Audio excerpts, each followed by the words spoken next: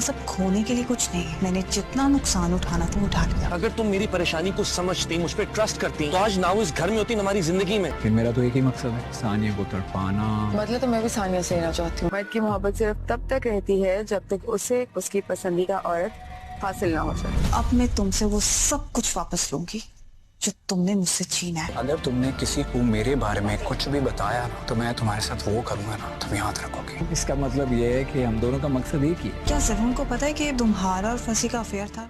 नाजरीन, drama serial शिकवा एक नया मोड़ इख्तियार कर चुका है, जहां पर हर कोई ना कोई राज छुपा कर बैठा हुआ है कि अगर ज़रून का पता चल गया तो ये हो जाएगा वगैरह वगैरह।